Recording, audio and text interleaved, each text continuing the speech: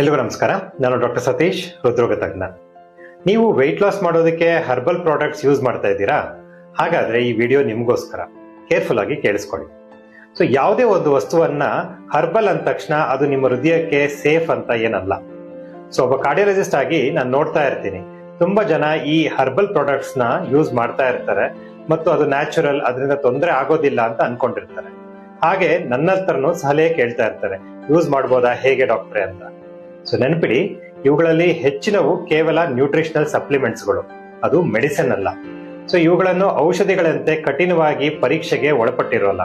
So ಹಾಗಾಗಿ ದೀರ್ಘಕಾಲದ ಇದರ ಸೈಡ್ ಎಫೆಕ್ಟ್ಸ್ ಏನು, ಇದು ಅಂಗಾಂಗಗಳ ಮೇಲೆ ಹೇಗೆ ಎಫೆಕ್ಟ್ ಮಾಡುತ್ತೆ ಅನ್ನೋದು ಇನ್ನೂ ನಮ್ಗೆ ಸ್ಪಷ್ಟವಾಗಿ ತಿಳಿದಿಲ್ಲ. ಸೊ ಕೆಲವರಲ್ಲಿ ಇದರಿಂದ ಎದೆ ಬಡ್ತ ಏರ್ಪೇರ್ ಆಗೋದು, BP ಏರೋದು, ನಿದ್ರೆ ಬರ್ದೇ ಇರೋದು, ಆತಂಕ, ಹೊಟ್ಟೆ ಉಬ್ಬರಿಸೋದು, ಈ ರೀತಿಯಾದ ತೊಂದರೆ ಕಾಣಿಸ್ಕೋಬಹುದು. ಸೊ ಇದಕ್ಕೆ ಮುಖ್ಯ ಕಾರಣ ಇವುಗಳಲ್ಲಿ ಅಡಗಿರೋ ಕೆಫೀನ್ ಮತ್ತು ಸ್ಟಿಮ್ಯುಲೆಂಟ್ಗಳು. ಸೊ ಇನ್ನು ಮುಖ್ಯವಾಗಿ ಇವುಗಳಿಂದ ಲಿವರ್ ಮೇಲೆ ಗಂಭೀರವಾದ ಪರಿಣಾಮ ಬೀರಿ ಈವನ್ ಲಿವರ್ ಟ್ರಾನ್ಸ್ಪ್ಲಾಂಟ್ ಆಗಿರೋ ಎಷ್ಟೋ ಉದಾಹರಣೆಗಳು ಇವೆ. ಸೊ ಅದರಲ್ಲೂ ಹೈ ಪ್ರೋಟೀನ್ ಕಂಟೆಂಟ್ ಏನಿದೆ ಇದರಲ್ಲಿ, ಇದು ಕಿಡ್ನಿ ಮೇಲೆ ಹೆಚ್ಚು ಒತ್ತಡ ಹಾಕಿ ಕಿಡ್ನಿಗೂ ತೊಂದರೆ ಕೊಡಬಹುದು. ಸೊ ಕಿಡ್ನಿ ಪೇಷಂಟ್ಸ್ ಮತ್ತೆ ಡಯಾಬಿಟಿಕ್ ಪೇಷಂಟ್ಸ್ ಕೇರ್ಫುಲ್ ಆಗಿರ್ಬೇಕಾಗುತ್ತೆ.